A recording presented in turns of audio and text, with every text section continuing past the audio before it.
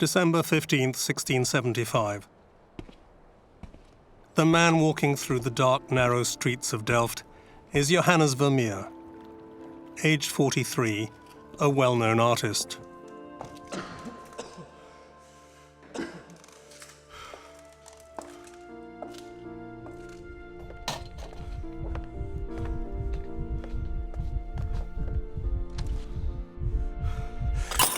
His sudden, unexplained death consigns him to the depths of oblivion.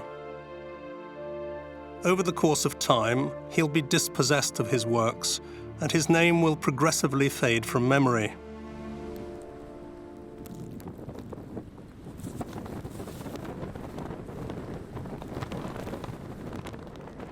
More than 300 years later, the White House disappears like part of a phantom stage set. People in Washington talk about the storm of the century. In the freezing cold, hundreds of thousands of people mark time in line outside the National Gallery, waiting to see the greatest Johannes Vermeer exhibition ever assembled. For the first time, 21 paintings by the painter from Delft are on show. After Washington, the exhibition moves to the Netherlands, at The Hague.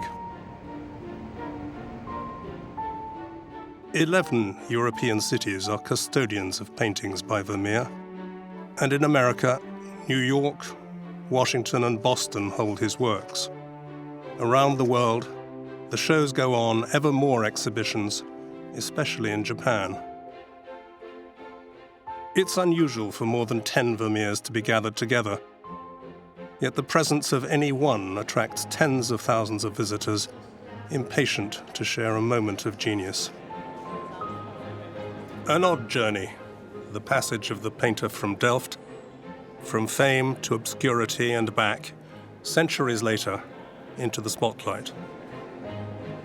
Over recent decades, Vermeer's faces have become part of our collective imagination.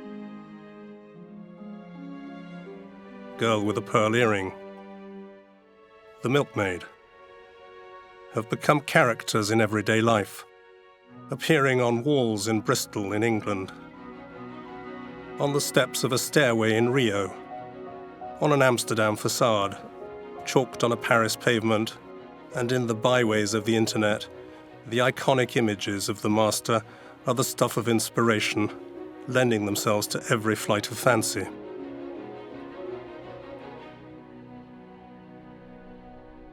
For some, an interest in the works turns to obsession, like Salvador Dali, who installed a reproduction of the lace maker in the Paris Zoo, intending thereby to bring together his twin passions of the moment, the work of Vermeer and the rhinoceros. Adopting a baguette as a hat, a Daliesque defense mechanism, the artist paints a picture best understood by the critics, while the rhinoceros is nonplussed by the Dutch master's work. While Dali painted, creating a particularly personal version of Vermeer's painting, the rhinoceros declined to attack the canvas with its horn, leaving Dali to spirit himself. The works of the painter from Delft have become a cult, written about in the press as Vermeer mania. Researchers, writers, and filmmakers have seized upon the man and his paintings to fashion a global legend, advertising a brand, helping itself to the milkmaid. But how and why could this artist, admired in his own lifetime, vanish into the mists of time?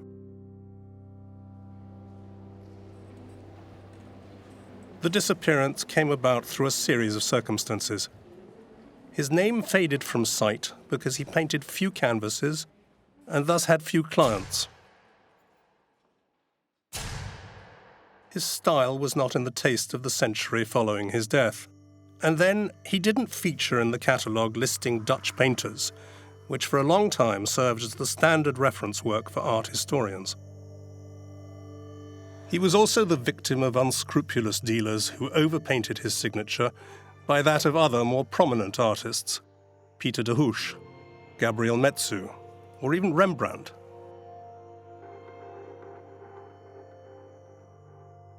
Today, it's unlikely that further Vermeer canvases remain hidden beneath the signature of a rival or in the shadows of an attic.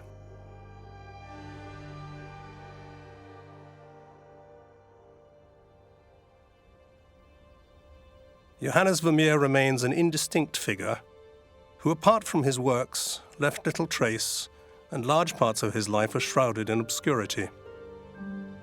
Even today, unanswered questions abound. Why did he paint so few pictures?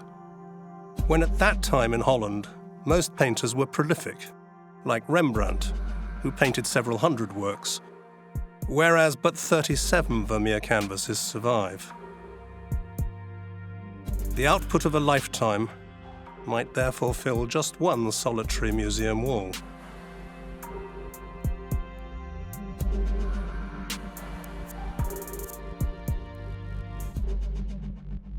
We'll probably never even know what the painter looked like. Some experts have suggested that in the Procuress, the young man smiling at the viewer is a self-portrait of the artist. In the art of painting, he may be the man with his back turned to us. Some writers have suggested that his features may be discerned in the faces of the astronomer and the geographer. The houses in which he lived in Delft have gone. We know nothing of any master nor any pupil. He left no writings. Did he marry for love or for the sake of advancement? And was his conversion to the Catholic faith truly sincere? We know more about his forebears than about the man himself. Research shows his family tree features some colourful characters. His mother's father was a watchmaker, but also a counterfeiter.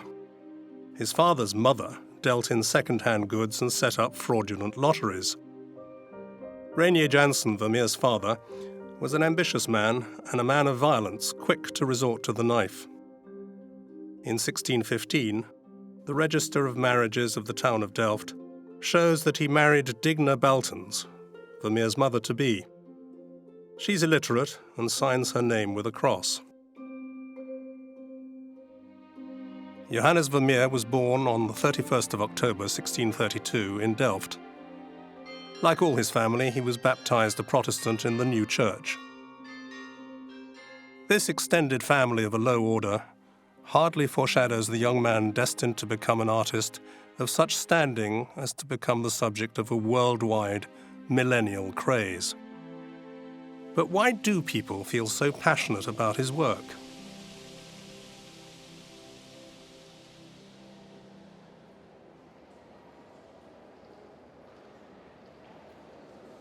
Vermeer's paintings, like all major works of art, are not merely pictorial images capably expressed on canvas.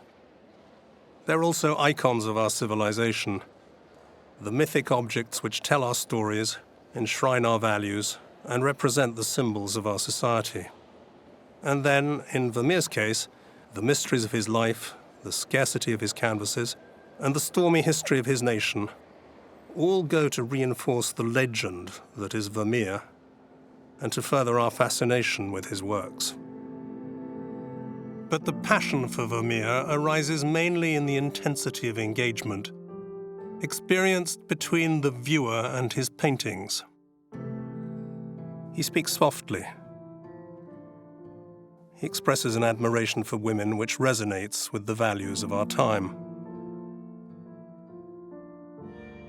The feminine world of Vermeer expresses a restrained sensuality, all the more troubling because it's constrained. The painter from Delft sets up obstacles between the seeker and the object of desire. He arouses desire and creates frustration.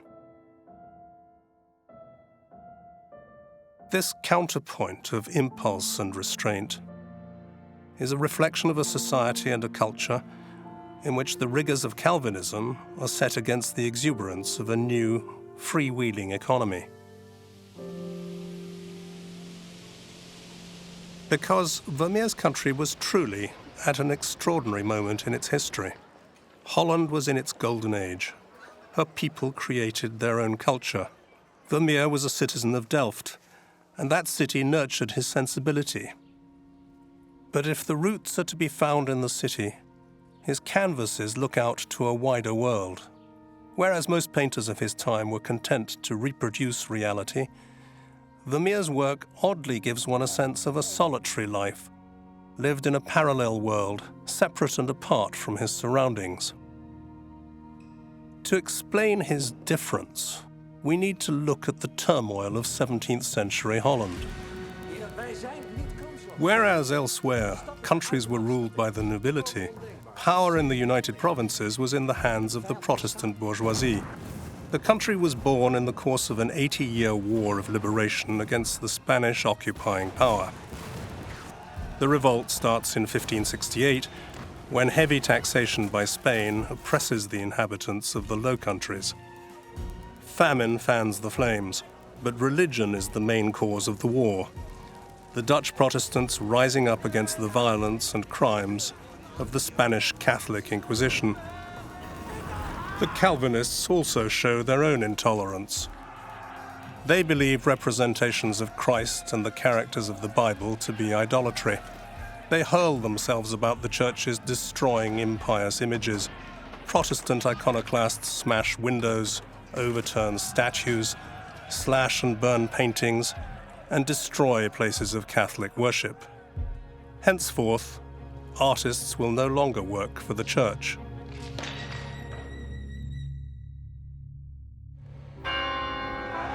What seemed at the outset to be a revolt became a long war lasting over 80 years. Vermeer was 16 when hostilities came to an end in 1648, when King Philip IV of Spain signed the Peace Treaty of Munster. By that treaty, Spain retains the south and recognizes the United Provinces in the north. The people of this new nation created a republic, uniting 7 provinces. Their representatives sat in a general assembly, and civil power was exercised by a political leader known as the Grand Pensionary. Nonetheless, nostalgia for the monarchy and for the House of Orange endured. Republicans and Orangemen frequently engaged in stormy encounters. Nothing in that country was anything like its neighboring countries.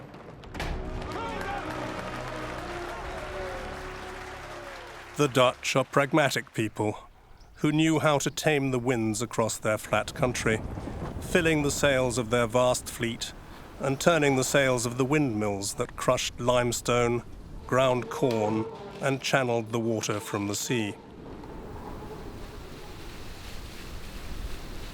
Whilst other countries indulged in murderous wars to conquer territory, the Dutch fought the waves, as 15% of the land surface of the United Provinces was reclaimed from the sea in the constant struggle to channel water and develop new arable land.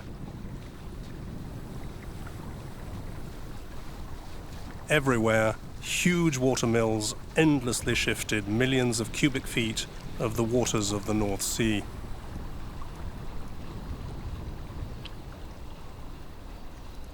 Holland was forever threatened by floods.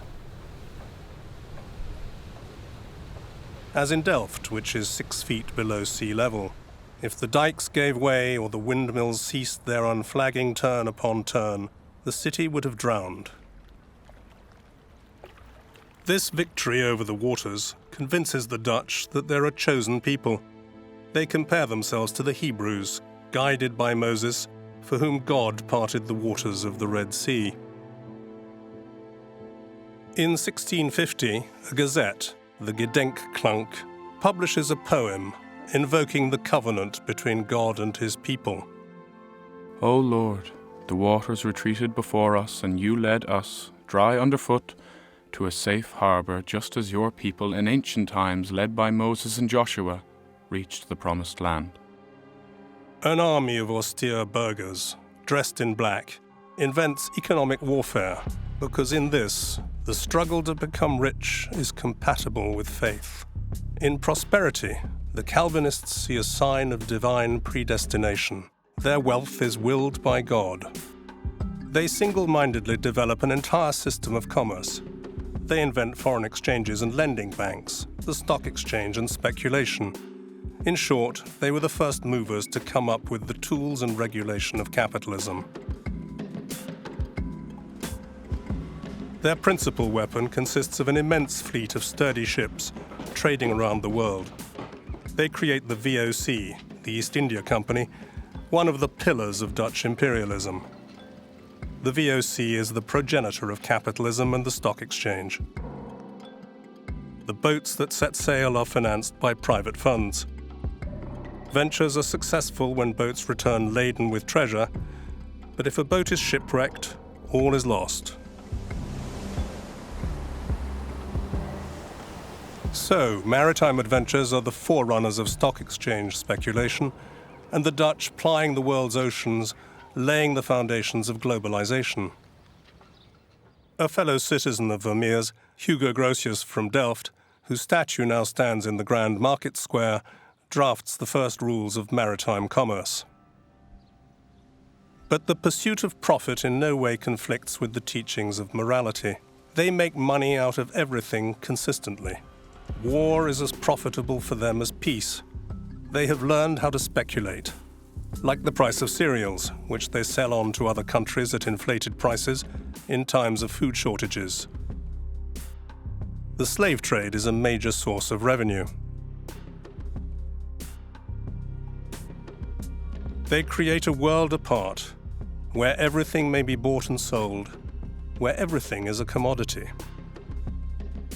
This also applies to works of art and to painting in particular. In other places, the commission of paintings depends on the whim of the nobility or the needs of the clergy. Here, market forces determine the creative process. Painting flourishes because the bourgeois class is rich, and they appreciate paintings which basically show themselves, their families, their fellow citizens, and their country. The walls of their homes are covered in these depictions. The explosion in demand spawns thousands of painters. Their output is staggering. It is said that 1 million pictures were painted in just a few decades.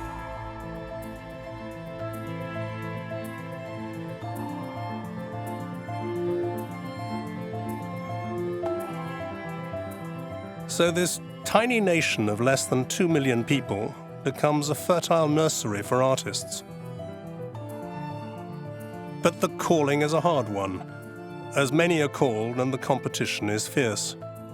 Painters influence each other, even copy each other, often painting the same scenes, the same subjects. The abundant supply on offer tends to depress prices. Whilst many may paint, few make a good living. Besides, you can't just set yourself up as a painter. Artists must belong to guilds, like a trade union, which underwrite the quality of training. 6 years' study with a master are required before being allowed to practice independently. The young Johannes is put through the rigors of this regime, and then the painter is up against a host of able rivals, some talented, some geniuses. Amid the power of Rembrandt's works, the expressiveness of Frans Hal's portraits, the humor of Jan Steen, the refinement of Gabriel Metsu, the elegance of Pieter de Hoch, the genre paintings of Frans van Mieris, the intimacy of Gerard ter Borch, pastoral scenes of Adriaan van Ostade, the finesse of Gerrit Dou, and the names and works of so many others, Vermeer will have to chart his own course.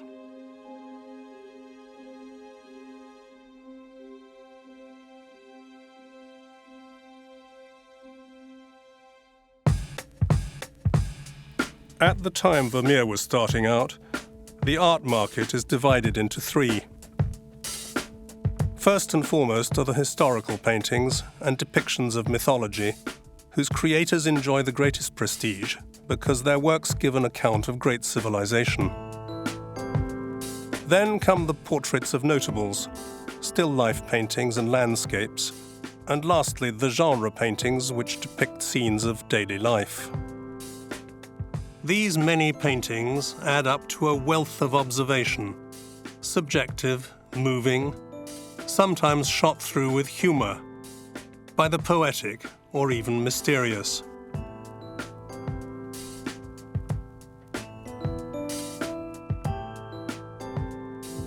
The artists show us the detail of daily life, even in its most commonplace and most intimate moments. The upper classes are very fond of pictures which promote the virtues of hearth and home. They pay great attention to the cleanliness of their homes. The Dutch believe their home to be a sanctuary, which must be absolutely protected from the dirt outside. To indulge their clients' obsessions, the painters depict a host of women doing the housework. The broom even becomes a national symbol. Legend has it that the admiral of the Dutch fleet nailed a broom to the mast of his ship before sweeping away the English. The world of childhood is equally appealing to connoisseurs. Artists paint scenes of children's education, of the battle against head lice, and the struggle with illness. Painters find a wealth of material in the medical world. Their works reproduce scene upon scene the pallor and weakness of a listless patient, the same medical procedures. Dutch towns are cleaner than towns anywhere else, and Delft has the reputation of being the cleanest of all. Calvinist preachers exhort their flock to keep their souls as clean as their houses. But the painters reveal the peoples of the United Provinces torn between orderliness and disorder, between virtue and wantonness.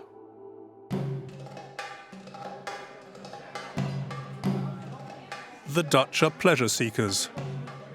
Genre painting disguised as morality play offers up pleasure in excess.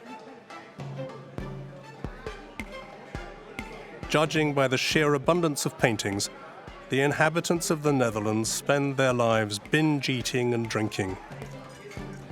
Drunken stupor is a favourite theme. Sex is everywhere, often symbolically, like the suggestive innuendo of the pipe, the oysters featuring in scenes of seduction.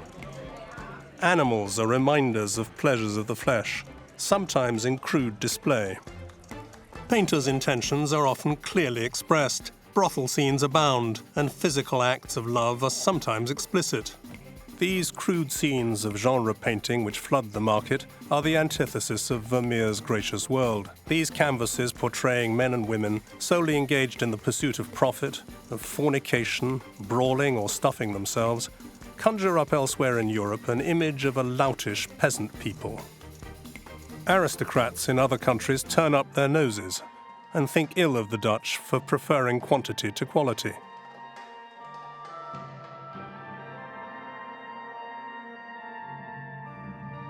A French scholar, Claude Saumaise, writes in the year 1650, Holland is a country where the demon gold is seated, crowned by tobacco on a throne of cheese.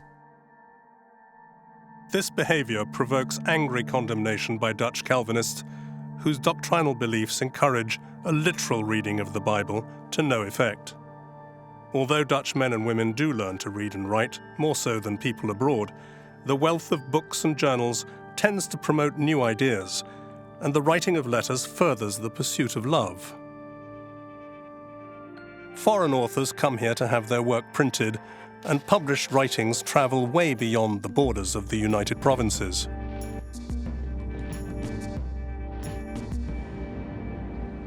The Jewish philosopher Spinoza was born in Amsterdam in the same year as Vermeer. He frees up philosophy from the yoke of religious dogma. Spinoza asserts the difference between belief and knowledge. The Jewish religious community denounce him as a heretic. Whilst Spinoza looks at life through fresh eyes, he makes his living grinding lenses, a consequence of advances in the science of optics. A Delft man, Anton van Leeuwenhoek, invents the simple microscope, thus enabling the start of cellular biology. He and Vermeer, both well known, living in Delft, share parallel lives.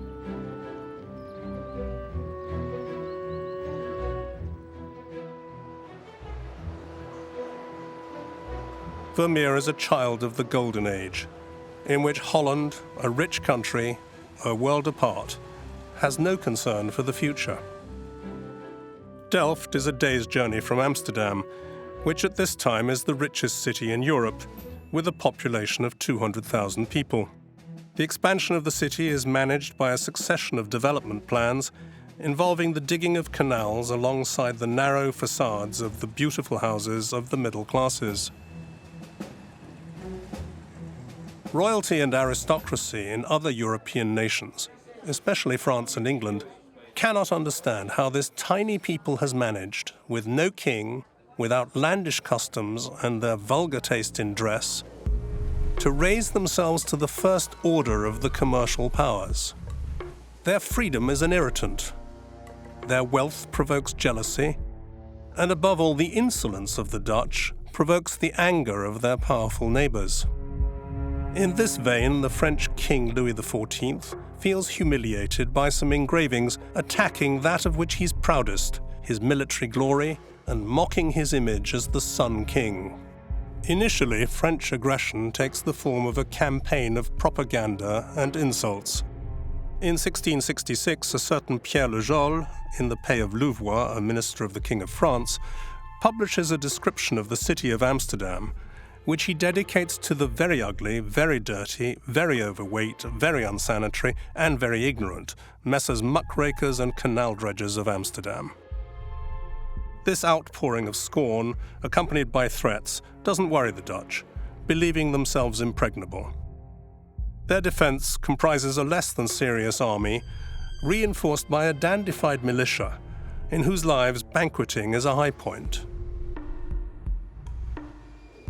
It's in Delft, at the heart of this effervescent, expansive society, oblivious to the dark clouds of war rolling in, that the young Vermeer, buoyed up by this spirit of optimism, comes up with his own particular harmony.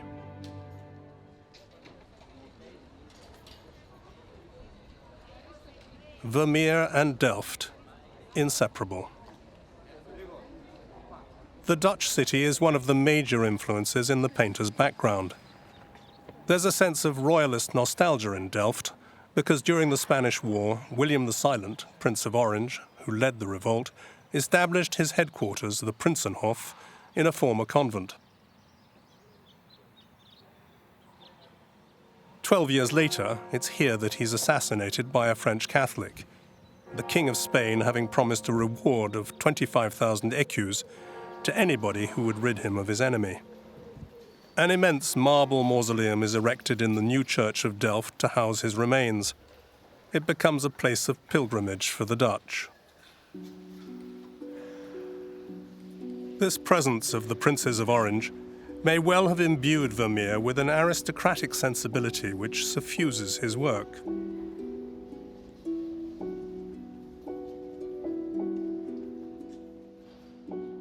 The city is surrounded by ramparts and crisscrossed by canals. In Vermeer's time, it comprised some 25,000 or 30,000 people. Delft is an economic and cultural hub, and an exceptionally active city. It's a feast for the eyes of landscape painters.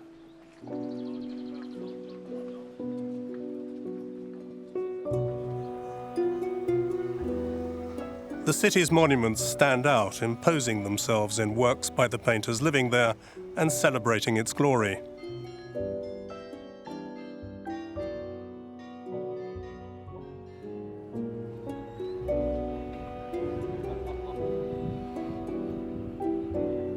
Today, pedestrians strolling in the quiet of the narrow streets have no inkling of the bustle of the times.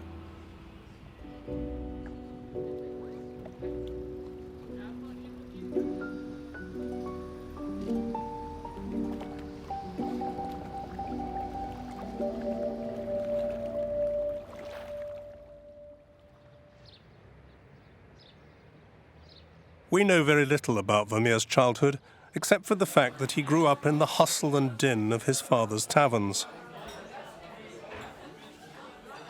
Before taking up innkeeping, Reinier Jansen was a weaver, and it's perhaps this former craft that gave Vermeer his taste for the superb fabrics and carpets which feature in his paintings. His weaver's income, however, is meagre, and Reinier Jansen quickly becomes an innkeeper and a dealer in paintings. He's an ambitious man and takes on substantial debt to acquire the Mechelen Tavern, an imposing property situated in the large market square. The place is elegant. The tavern does a lively trade. Artists and art lovers rub shoulders there. On the walls, the innkeeper hangs paintings he's trying to sell, introducing his son to the world of art and of painting in particular. As frequently happened, Reinier Jansen changes his name several times, going from Jansen to Vos and then to Vermeer. This was the surname he favors when Johannes is born. Vermeer is 20 years old when his father dies in October 1652 at the age of 61. Reinier Vermeer is interred as a notable in the new church, a stone's throw from his tavern.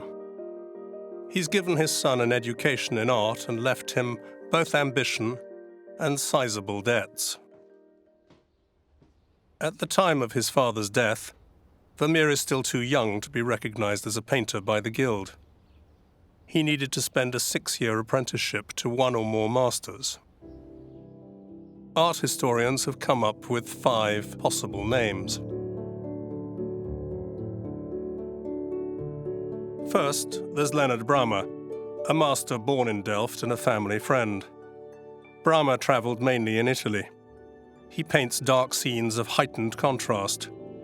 He has a hand in arranging the marriage of the young painter, but there's little in common between the two artists' works, and their canvases show no sign of a shared artistic heritage.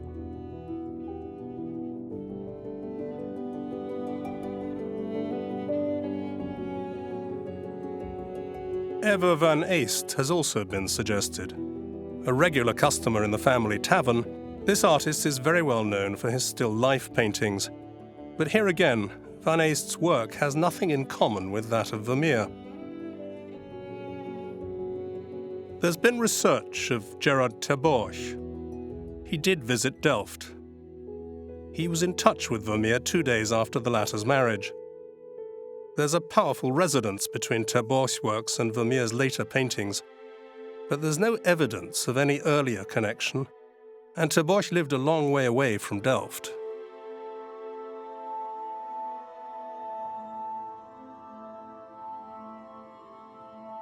The name of Karel Fabritius, who painted the famous Goldfinch and the Sleeping Sentinel, has also been suggested. Vermeer admires Fabritius and is influenced by him, indeed owning 3 of his canvases. However, Fabritius arrives in Delft later, when Vermeer is already 18 years of age. The register of the Guild of St. Luke bears this out. The relationship between the 2 men is brief, because on the 12th of October 1654, an explosion at a gunpowder depot devastates the northeast of the city, causing many casualties, among them Karel Fabritius. His studio is also destroyed in the conflagration. Other inquiries lead us to Utrecht. It's possible that Vermeer may have completed his apprenticeship there in the studio of the Catholic painter Abraham Blumart, a friend of his in-laws. Perhaps he was the man who convinced Maria Tins to give her daughter's hand in marriage to Johannes Vermeer. However, Blumart is 82 years of age when Vermeer would have begun studying with him, and he dies a year before his pupil graduates. Not a convincing theory.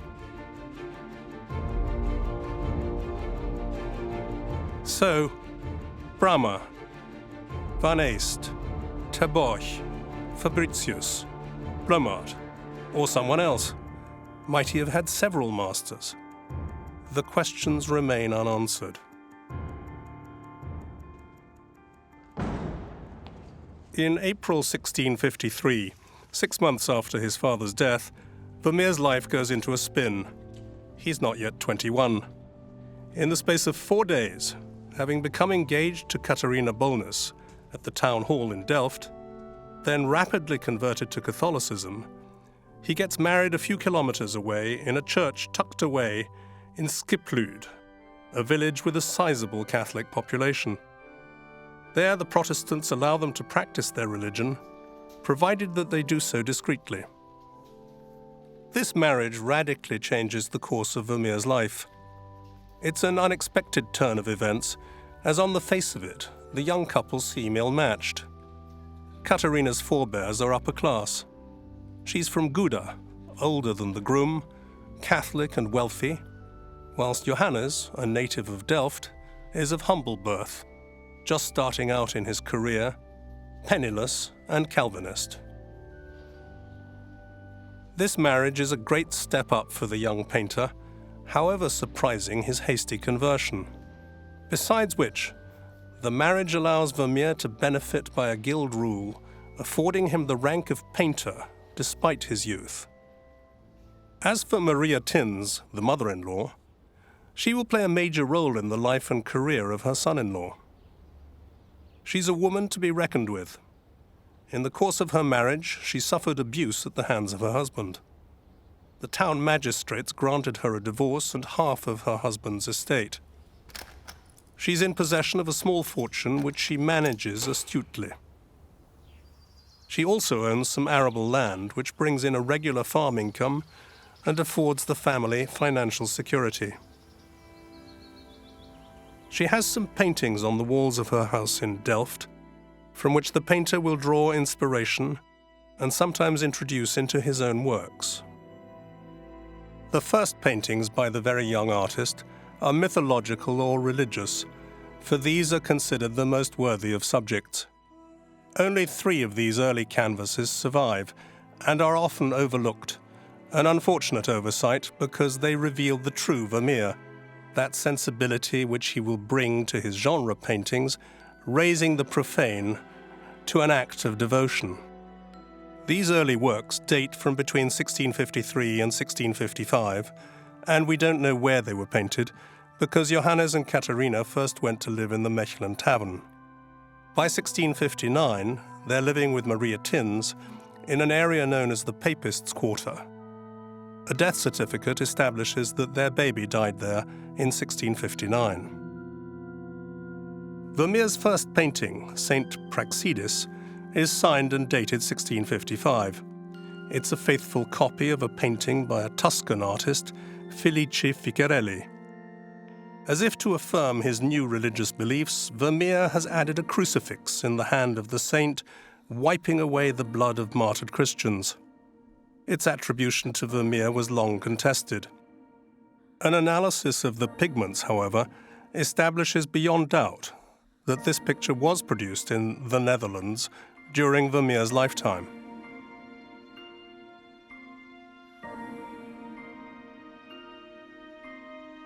With Christ in the house of Martha and Mary, Vermeer continues to draw inspiration from religious subject matter.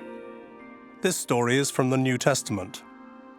While Martha fusses over household chores, Mary is seated at the feet of Christ, listening to his word. Martha and Mary illustrates the fundamental difference between Catholic and Protestant doctrine, between God's saving action as opposed to predestination, between those who seek salvation through good works and those who believe that faith alone delivers salvation.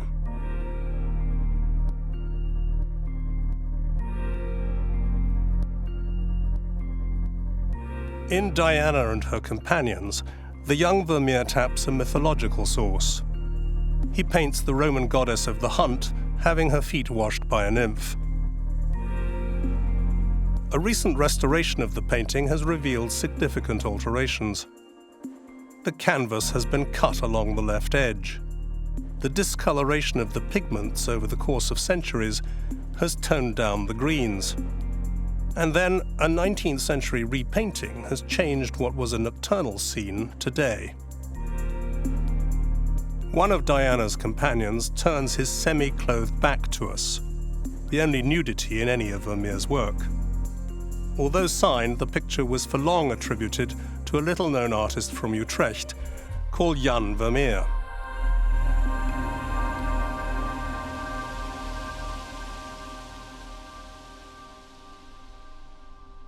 Vermeer's life is contained within a tiny area of a few hundred square yards in the heart of Delft, between the tavern where he was born, the pub where he grew up, the Guild of St. Luke, and the home where he lived.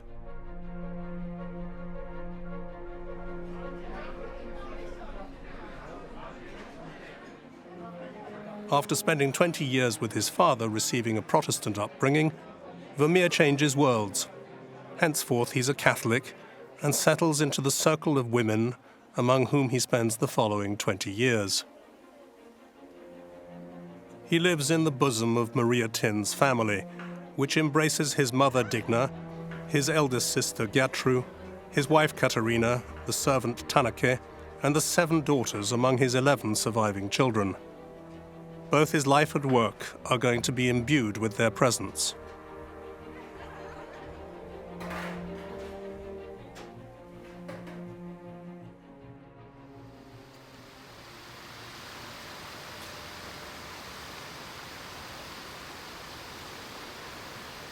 The painter Pierre-Auguste Renoir is reported to have said, "One fine morning, I took a train to Dresden, where I had long wanted to see The Courtesan, that great picture by Vermeer of Delft. The painting, despite its title, features a woman who appears to be the most wholesome of creatures." In fact, Vermeer soon moves on from venerable historical subjects and paints a brothel scene, a subject very much in fashion. The courtesan referred to by Renoir is now called the Procuress. Vermeer must have been inspired by painting by Dirk van Barburen, owned by his mother-in-law, but as Renoir observes, the young girl lowering her gaze is passive and has refined, graceful features. She bears little resemblance to the coarse, grimacing, vulgar face of the prostitute painted by van Barburen. Whatever the setting, Vermeer makes women appear graceful. In The Procuress, Vermeer begins his work on the effects of light, and the first glimmers of light appear on the water jug which the girl holds in her hand. In its construction, he has yet to apply the rigor in his later works.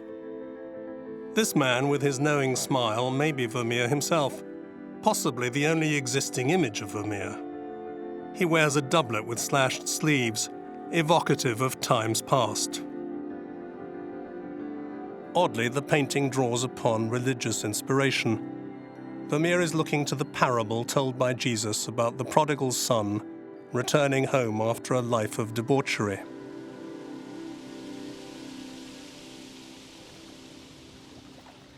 In Vermeer's 20s and early 30s, a creative surge turns Delft into one of the great centres of Dutch painting, enlivened by a movement of artists profoundly interested in the treatment of architectural volumes and the interplay between light and perspective.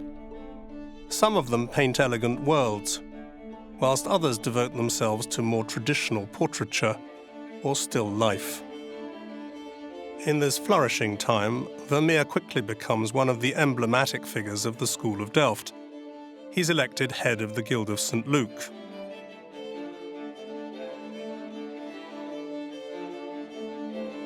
At the start of his professional life, the order of his family allows him to immerse himself completely in his painting. But this comfortable situation won't last, because Katharina will bear him 15 children. 11 survive. The years of Vermeer's family life will be marked by pregnancies and births. The financial burden of such a large family will grow, and despite a little dealing in paintings supplementing his income, Vermeer's means are slight. The lodging and financial support afforded by his mother-in-law become increasingly essential. After the years of the hubbub of tavern life, from now on, Vermeer will have to brave a household filled with the sounds of children crying and shouting. The painter inhabits two worlds, which are both parallel and opposite. Living at the heart of a family surrounded by noise and activity, he reveals to us another world that is calm and silent.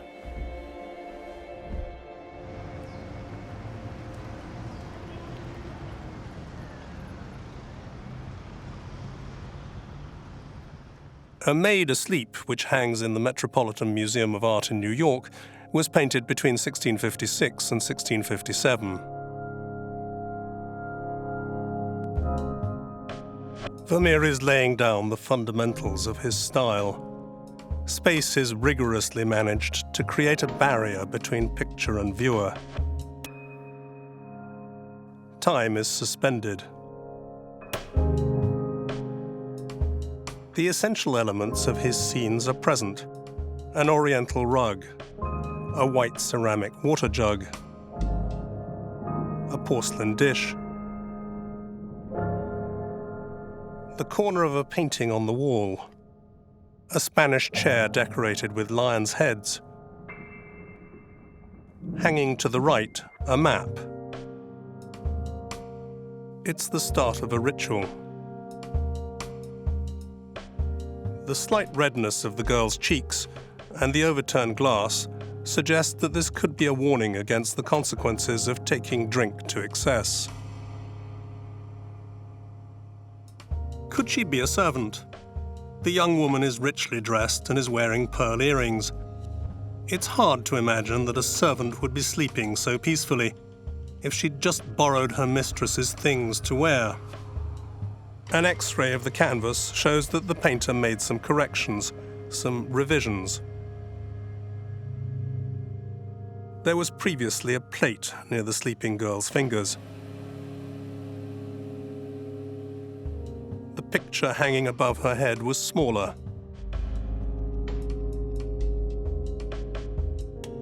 Vermeer had painted the figure of a man in the other room, and a dog seated at the door opening, now hidden by the corner of the chair.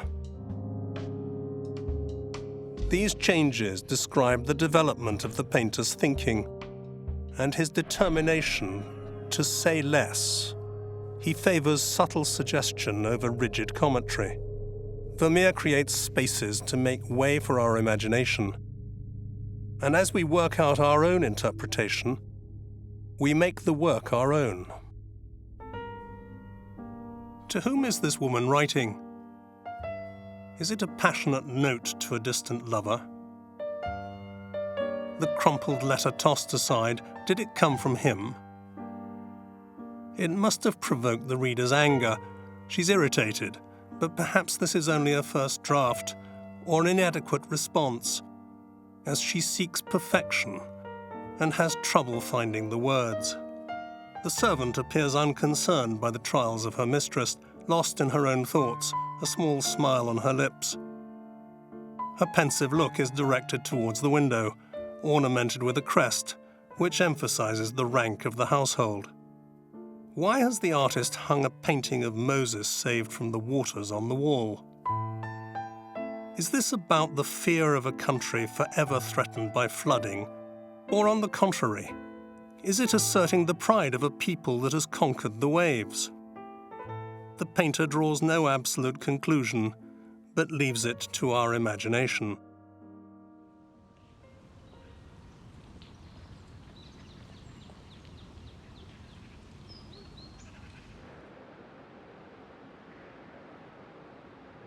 Also around 1657, he paints a girl reading a letter by an open window, for long attributed to Rembrandt.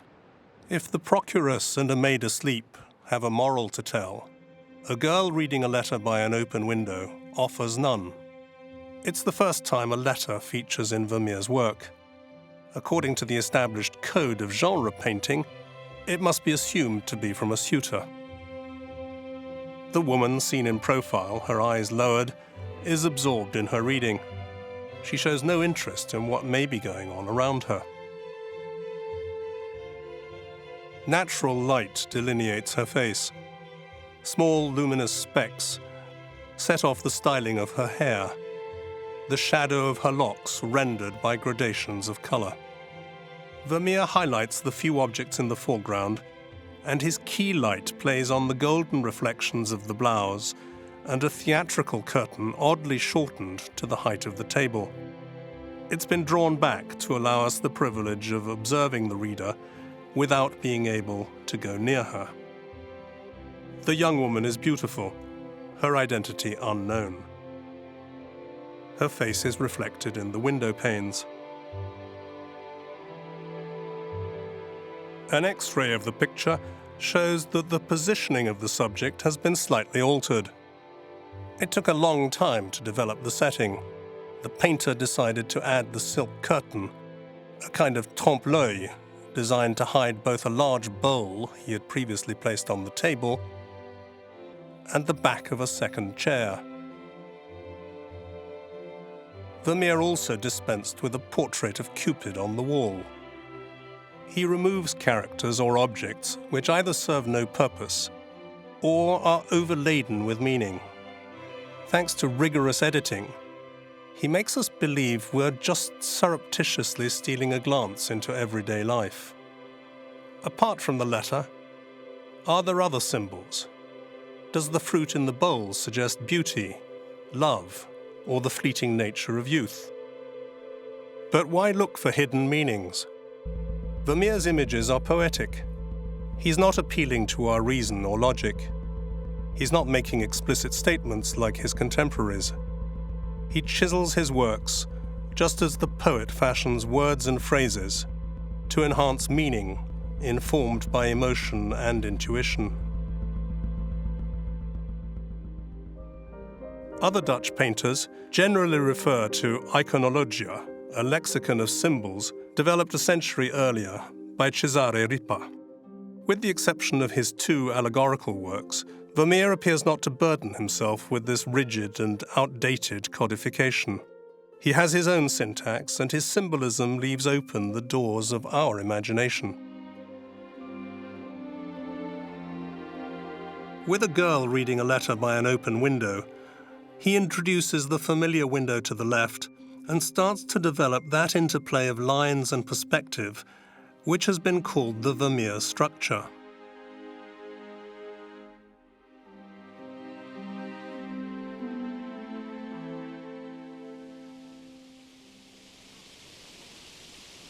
The year Vermeer finishes this painting, he's 25 years old. Louis XIV of France is 19. The young monarch was crowned king 3 years earlier. Louis's belief in the divine right of kings is summed up in the words, "One king, one faith, one law." He promulgates the papal bull of Alexander VII, officially condemning Jansenist teachings. France gets tough on dissident religions and nonconformist opinion. The people of the United Provinces have no inkling of the growing might and the new policies that will have disastrous consequences for their country, Vermeer least of all. The first few years reveal how slowly he works, creating scarcely 2 or 3 canvases per year. Does this slow pace come about by way of melancholy or simply through inactivity? Or is it actually the result of a deliberate decision to increase the value of his output by reason of its scarcity? There's a third and more attractive theory. Vermeer begins to immerse himself in another world, his own parallel world, obsessed with his research and determined to outdo all other artists. The progression of his works makes it clear that for the painter, time is no longer relevant. The observation and reconstruction of the effects of light on matter require thousands of hours of work. The blends of color which irradiate the contours of faces and objects, the shadows alive with subtle tints, the play of transparency, describe the slow elaboration of a technique of infinite precision. Moreover, there's no sign of preliminary drawings. Patiently, Vermeer paints and corrects. The revisions are many. X-rays reveal constant alteration of scenes, meaning the artist will have to wait for different layers of paint to dry. The man thus able to freeze time in his canvases must himself have been outside of time, wrapped in the self-absorbed ecstasy of the artist, totally immersed in his work, and oblivious to the existence of other people and to the passage of time.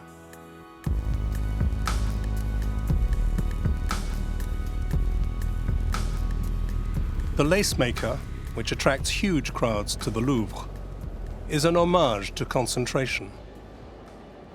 Vermeer shows us a woman absorbed in her task.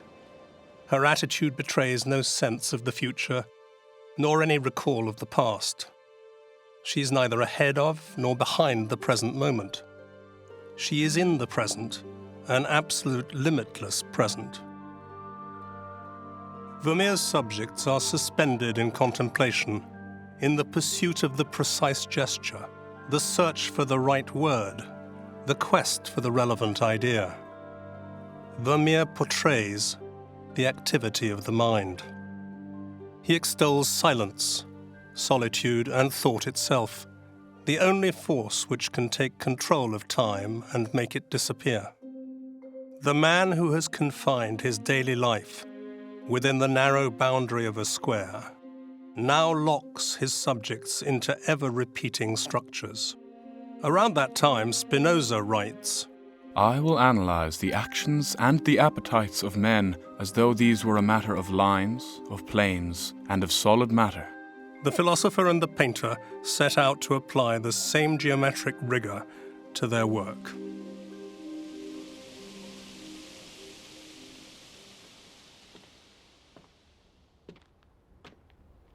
But whatever the consequences, or the reason for his slow work, and thus for the scarcity of his canvases, Vermeer has few clients. A wealthy patrician from Delft, called Van Rieven, is his principal buyer. He pays Vermeer advances, and over the years he buys about 20 paintings. So Vermeer's work is not in wide circulation, and he's less well known because he has so few canvases to show. In August 1663, Balthazar de Montconis, a French diplomat, decides to go to Delft to meet Vermeer and has this to say of the encounter. In Delft, I saw the painter Vermeer, who had none of his own works. But we saw one at a baker's, which was said to have fetched £600, even though there was only one figure, and which I would have thought overpriced at 60. In subsequent work, Vermeer narrows his focus. He doesn't paint family, children, old age, nor does he depict illness or animals. Instead, the paintings are about a Holland inhabited by refined and cultivated women, respectful or troublesome servants, charming young people and learned men. There's wine drinking and games of seduction and music playing. It's a paradox that the artist known as the painter of silence frequently introduces musical instruments into his works.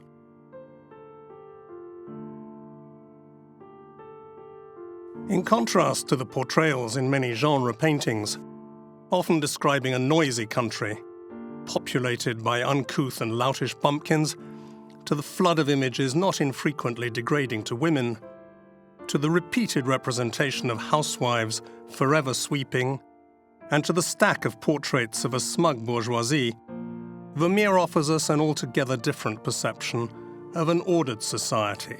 It's a patriotic and elitist proposition, showing us elegant women of the upper classes and men of learning.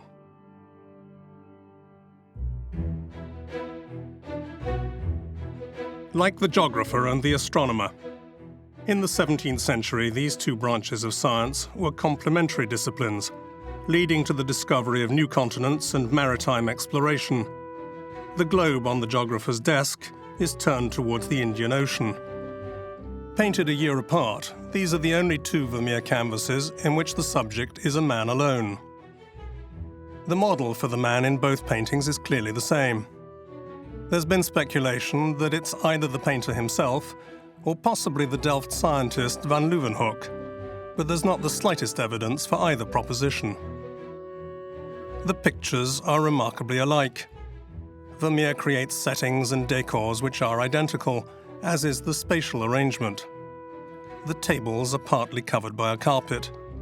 The geographer holds a compass, whilst the astronomer has placed his on the table. The astrolabe is the counterpoint to the geographer's globe. The two scientists are wearing silk dressing gowns, a sort of kimono, which are identical but for a few details. They're caught up in the same silence and intense concentration.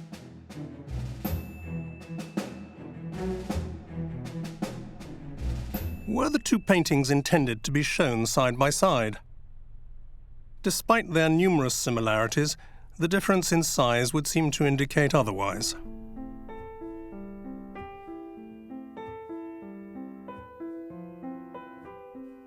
But the works do illustrate the point that repetition is part of Vermeer's mindset.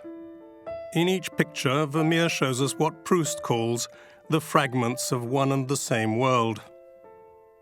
In his pursuit of virtuosity, Vermeer doesn't attempt to be inventive. He repeats his theme endlessly, like a pianist seeking perfection, who might practice the same piece until his dying breath.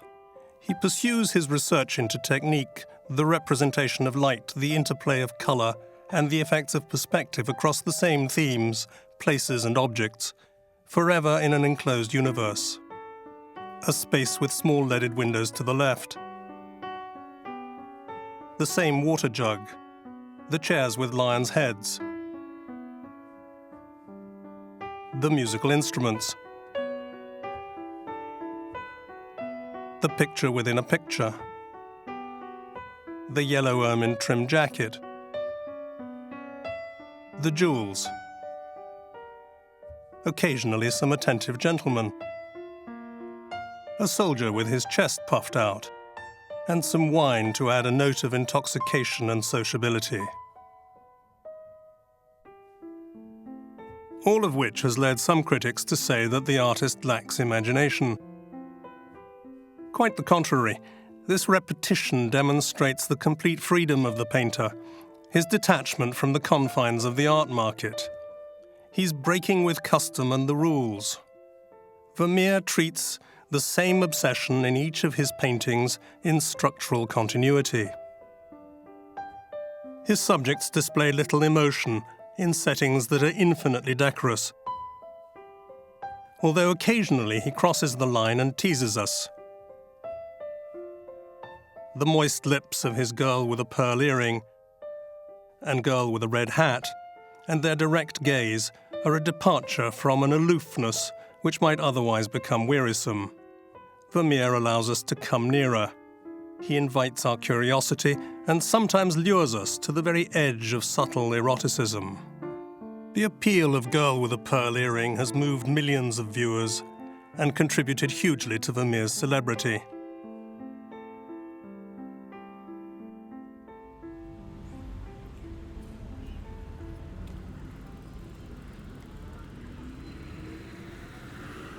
Amsterdam's Rijksmuseum houses one of the jewels in Vermeer's crown. The artist paints the little street at the beginning of his golden age, between 1657 and 1658. Researchers now claim to have identified this little street in Delft, but we may well go on thinking that it's imagined, that it's one of those fragments Proust talks about. It was Leonardo da Vinci who said, "Painting is an exercise of the mind." The artist reinvents reality. That gives him his freedom. That's the difference between the artist and the craftsman.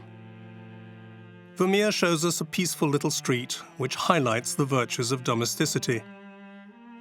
The house is the central character. A seated woman diligently attends to her needlework.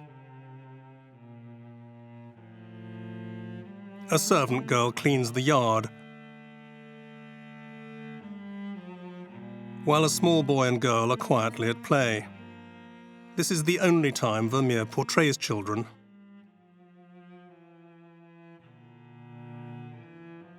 He's erased the image of a man seated in the passageway. Here, he's portraying a society given to modesty, worthy of the greatest respect. He's displaying the quiet dignity of his people. Vermeer must have been familiar with the townscapes of Pieter de Hooch. He rivals him in technique. To paint the brickwork, he applies a more or less uniform layer of reddish-brown with a thick brush, with a small speck of grey added here and there.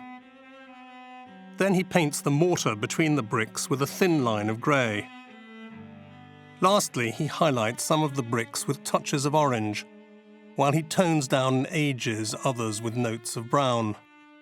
And then observe the splashes of pure colour, which give rise to his reputation as the master of light.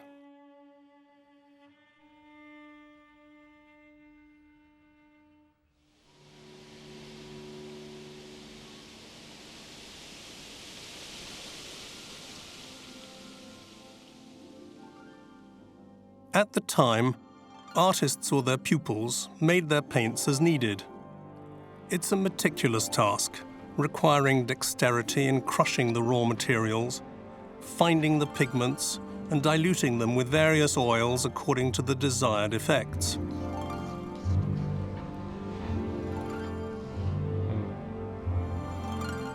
The mixture is made for immediate use, because it's not until the middle of the 19th century that the industrial manufacture of paint in tubes enables painters to work outside their studios.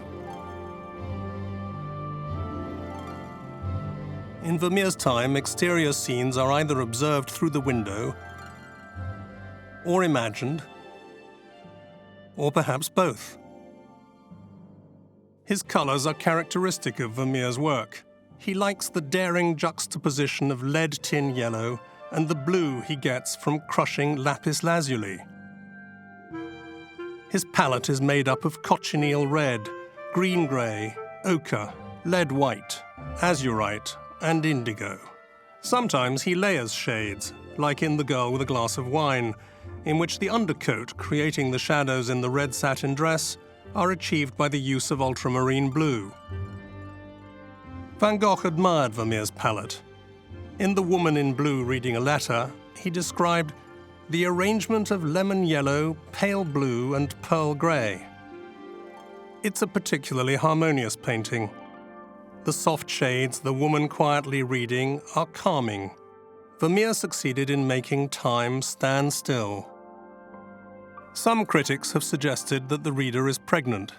Admittedly, the multiple pregnancies of Katharina Bolnus give credence to this view, but the dress of the period, the generous morning jacket and the padded skirt create a misleading impression. Woman in Blue Reading a Letter and Woman Holding a Balance emanate the same sense of abundance and spiritual strength. Both pictures are painted between 1663 and 1664, when Vermeer is 30 years of age. The lighting, geometric rigor of the composition, and the subtlety of the allegorical subtext make Woman Holding a Balance one of Vermeer's major works. The dialogue between the scales the woman is holding and the painting depicting the Last Judgment gives the decidedly Catholic scene a religious meaning. In fact, there's a clear contradiction between the Last Judgment and the Calvinist doctrine of predestination. If there was any doubt about the sincerity of Vermeer's conversion to Catholicism, Woman Holding a Balance would seem evidence of the depth of his commitment. As an example of how Vermeer's works disappeared, this picture was sold to the King of Bavaria in 1826 as the work of Gabriel Metzu.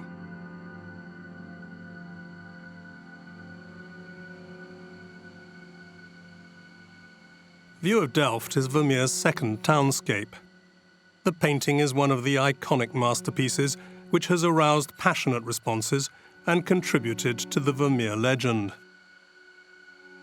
The sky over Delft as depicted by Vermeer never existed. He's collated a series of changes of light to render the extraordinary interplay between light and shade. The sun's rays shine upon the new church, housing the mausoleum of William the Silent, father of the nation, as well as the tomb of Vermeer's own father. As in all of Vermeer's work, the picture reflects absolute calm. The port would certainly have been less peaceful than depicted here. At the time, the herring boats and water coaches which provided canal transport from town to town, must have created a great to-do on the quayside. By playing with the volume of the buildings, the artist creates a compact, harmonious alignment, so that he's able to divide up the scene into horizontal planes in which the sun delineates the spaces.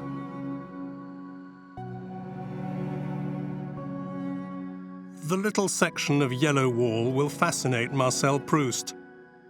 The French writer considers View of Delft the most beautiful picture in the world. In his book La Prisonnière, he has his character Bergotte say, "This is how I should have written. My recent books are too dry. They could have done with several layers of colour to give my sentence its own value, like this small section of yellow wall." Upon which Bergotte will be stricken by a seizure and die in front of the painting. Vermeer has the courage to experiment with his materials. He mixes lead white with larger particles of pigments mixed in with sand. The intense luminosity of the canvas led Pissarro to say that this picture is a Dutch masterpiece which comes close to the Impressionists. To construct View of Delft and other works, Vermeer may well have used the so-called camera obscura.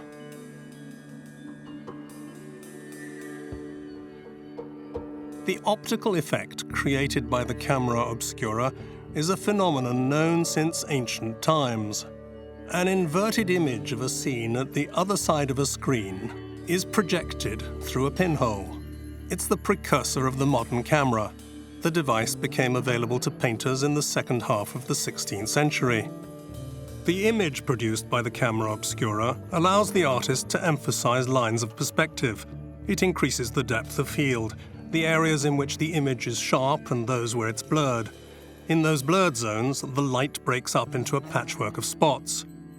All these optical effects may be seen in Vermeer's work, and it's possible that he viewed the world through the medium of the camera obscura, analyzing the deconstruction of light into particles, those particles which will come to infuse his paintings with luminous color.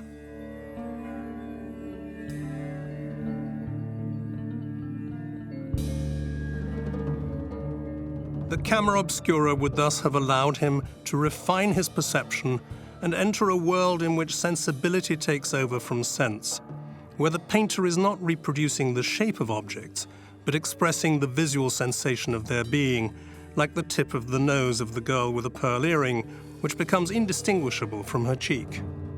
Vermeer's painting becomes increasingly fuzzy, like the bread in The Milkmaid, or the chair in Girl with a Red Hat. He's reproducing a circle of confusion outside the depth of field, an effect that a photographic lens would highlight. And the disproportion between the soldier and the girl he's speaking to in Officer and Laughing Girl also resembles the distortions produced by a lens. This use of the camera obscura is further evidence of Vermeer's single-mindedness, using every device and material in the service of his quest for perfection. Whether or not he used the camera obscura is simply a debate about technique. It casts no doubt on the painter's genius. Similarly, Karel Fabritius uses a distorting mirror to produce a strange panoramic view of the streets of Delft. To construct the lines of perspective in a painting, the painter sticks a needle into the so-called vanishing point, then draws through a powdered thread which traces a line on the canvas. Adjusting the vanishing point, the subject of the painting is magnified, so that the viewer will see the protagonist as the dominant feature of the painting. We see this effect with the painter in The Art of Painting, and with the figure of the milkmaid. On some canvases, one can still see the hole left by the pin, above the hand of the milkmaid, and on the map of Holland. The vanishing point determines the focal point of the picture.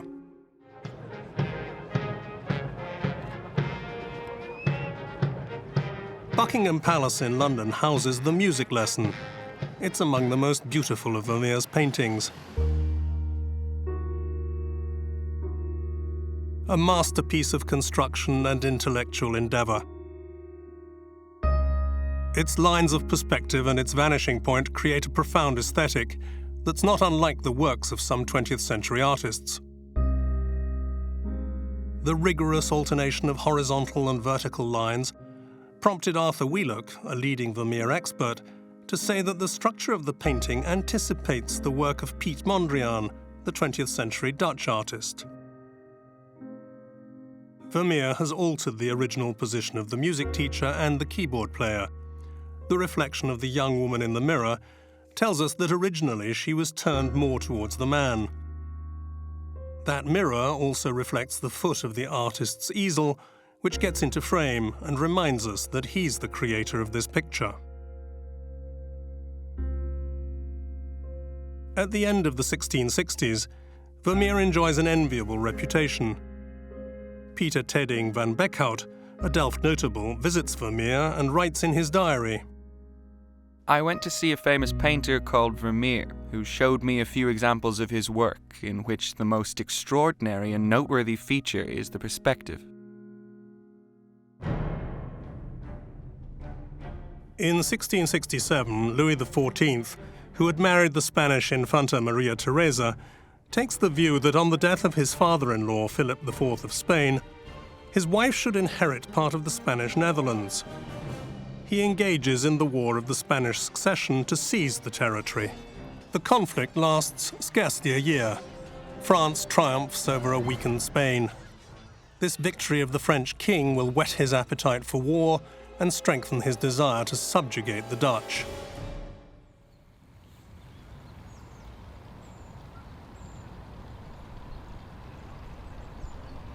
In that same year, the painter from Delft, far removed from the din of battle, begins to paint a kind of poetic testament. The art of painting, now to be seen in the Kunsthistorisches Museum in Vienna, plays a major part in the life and work of Vermeer. The painting is one of the largest in size and most complex in meaning. It's one of the two allegories he painted. Rather than writing a classic treatise on painting, Vermeer expresses the painter's vision and his own ambitions by an array of objects set in a visual composition. He rejects the status of an artisan and asserts the painter's claim to be accorded the status of an artist. The painter, seated at his easel, turns his back wryly to the viewer. The significance of the map of the 7 provinces on the wall gives rise to comment.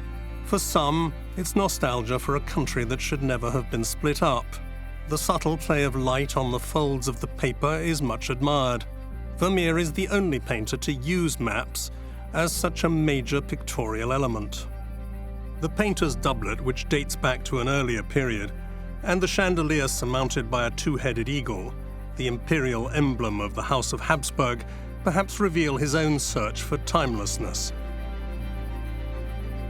The absence of candles in the chandelier has led to suggestions that he was thereby expressing his sorrow at the death of culture among a mercantile people, whilst others see in it the disappearance of the Catholic faith. He paints a young woman dressed in an oversized garment representing Clio, the muse of history. She's also the personification of honors. The laurel crown symbolizes glory, the trumpet evokes fame, sometimes fleeting. In her left hand she holds a book, possibly iconologia. On the table there's a mask symbolizing drama or perhaps death. The other arts are all subordinated to the highest form of art, which is painting. The artist's ambition is to achieve glory through the perfection of his art. He has to scale the heights. Beauty will make him immortal. In this magnificent painting, which is both puzzle and premonition, Vermeer declares his ambition and makes an appointment with history. Could he possibly have guessed that he would fall victim to the vanity of a king, that he would be forgotten, but that in the end he would find glory? Vermeer's destiny and that of this painting are the stuff of some fantastic story. For the rest of his life, Vermeer refuses to be parted from the art of painting. The struggle for ownership of the picture will continue after his death, his mother-in-law and his widow going to great lengths to keep the work. But Antony van Leeuwenhoek, the appointed executor of the painter's estate, will remain unmoved, and the painting is sold at auction in Delft in 1677. Much later, it will be sold as a work by Peter de Hooch to an Austrian count, whose family will let it go for the sum of 1.5 million marks in 1940 to Adolf Hitler. After the war, American GIs will recover the painting from a salt mine where the Nazis had hidden their treasure. In 1946, the art of painting will eventually become the property of the Austrian state, which puts the painting on public display in Vienna, still delivering Vermeer's messages.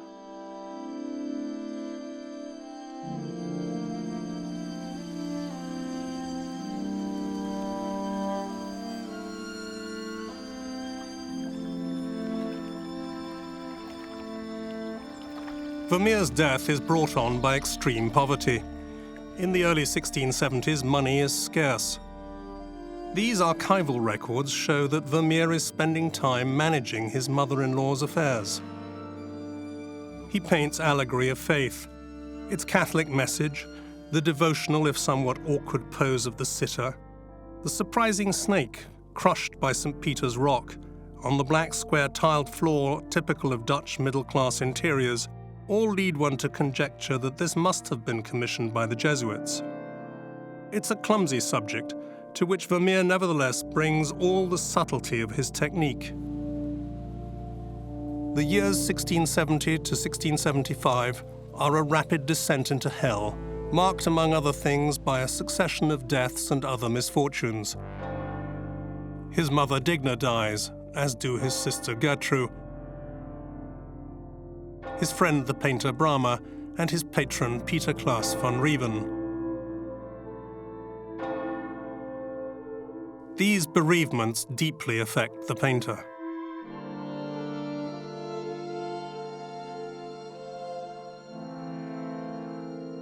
In 1672, Vermeer is 40 years old. This is the worst year of all. Called the rampjaar by the Dutch, the year of all disasters, it sounds the death knell for the Golden Age. Following lengthy and detailed preparation, both diplomatic and military, Louis XIV and his army of 280,000 men, with their English allies, declare war on the United Provinces. The attack is met with practically no resistance. In a matter of 3 months, the attackers have occupied most of the Dutch strongholds. This war is a matter of such pride to the absolute monarch that he commissions the painting of a fresco by Charles Lebrun on the ceiling of the Hall of Mirrors in his palace at Versailles. Each scene depicts one of the decisive moments of the war with Holland, as seen by a painter anxious to please his king. We see the moment of decision to attack.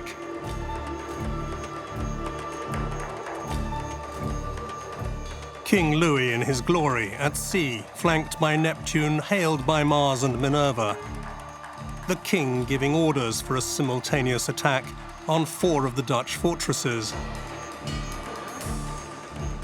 Picture by picture, Charles Lebrun relates the story of the Sun King's War, concluding with peace, plenty, and the figure of Mercury holding out an olive branch. The reality is very different. The French armies engage in wholesale looting and even massacres. Voltaire writes in the century of Louis XIV, Of all the conquerors who have invaded any part of the world, there is not one who began his conquest with as many troops and as much money as Louis XIV deployed to conquer the little state of the United Provinces. The Dutch are on their knees. They send negotiators to cede to the French most of the occupied territories. At the king's command, his emissaries add further demands, looking to humiliate his foe.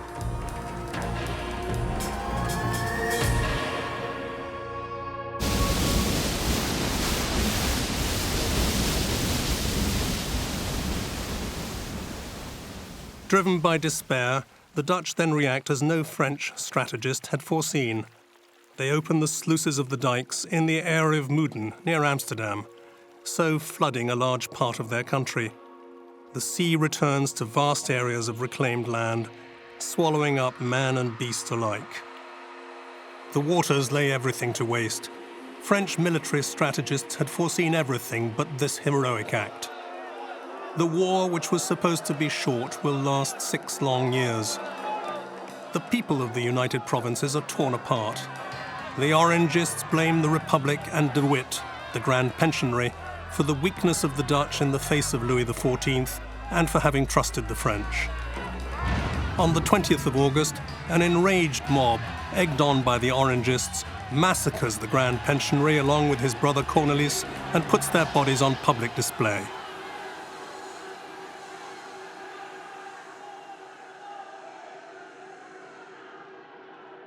The economic situation of the country is dire. The Vermeer family is hit harder than most, especially by the loss of income from their farmland, which disappears under the flood.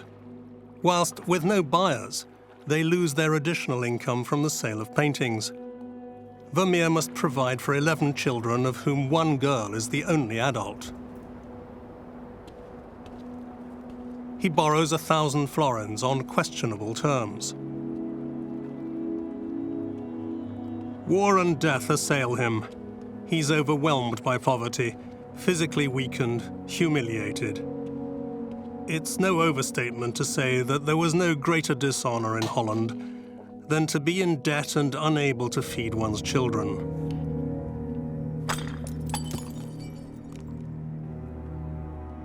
Vermeer dies on the 15th of December, 1675.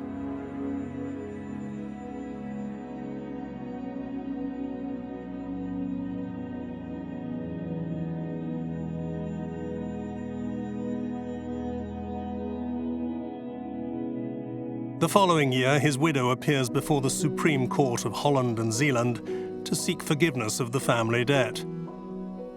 She says, he was unable to sell not only his own canvases, but also those works of other masters in which he traded. As a result, and because of the heavy responsibility of his children, he was no longer able to provide for them from his own means. He sank into a mire of despair that took such a toll that he fell into delirium, and in a day or a day and a half, he passed from life to death. No one knows the cause of Vermeer's death. He's buried in the old church in Delft beside 4 of his children. His mother-in-law will join them a few years later. There being no space in the tomb, Catharina, Vermeer's wife, will be buried far from her family. In 1696, 20 years after the painter's death, Jacob Decius's collection of 21 of Vermeer's works is sold off. Many of these paintings had been bought by Van Rieven, Decius's father-in-law.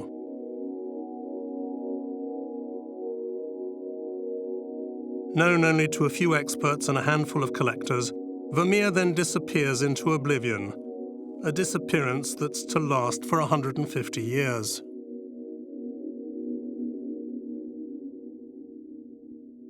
In the middle of the 19th century, one man rediscovers Vermeer and embarks on a passionate crusade to bring him to light. Théophile Thoré is a lawyer, a militant revolutionary, an art critic and collector. His taste in painting is informed by his political beliefs. France in the 1800s is in turmoil, in the midst of revolutionary fervour. Thoré is a very active militant. He serves a year in prison for writing a pamphlet. He's sentenced to 10 years exile for publishing a newspaper. He changes his name to William Burger. He particularly admires Dutch painting, which seems to him to be inspired by the free spirit of that people. Before his exile, he had visited the museum at The Hague in 1842, and there discovered View of Delft, his first encounter with the work of Vermeer. It wasn't love at first sight. 16 years later, he expresses his ambiguous response to Vermeer's painting. One might say he set out to build his city with a trowel, and that he built its walls to last forever. Too much, too much. But he does conclude, despite this masonry, the View of Delft is nonetheless a masterly work. Later, he develops a real passion for the painter from Delft. He sets out to find all the scattered Vermeer paintings, as well as those wrongly attributed to other artists. Torreburger publishes a series of eulogies in the influential Gazette des Beaux-Arts, in which he describes the discovery of the man he calls the Sphinx of Delft. He organizes the first Vermeer exhibition in Paris, but carried away by his enthusiasm, Torreburger goes on to identify no less than 70 Vermeer paintings, and of the 11 paintings exhibited to the Parisians, only 4 are actually by Vermeer. The spark kindled by Théophile Thoré bursts into flame, and from then on Vermeer is known as a famous artist. But claims and uncertainties about real Vermeers and false Vermeers will drag on for over a century.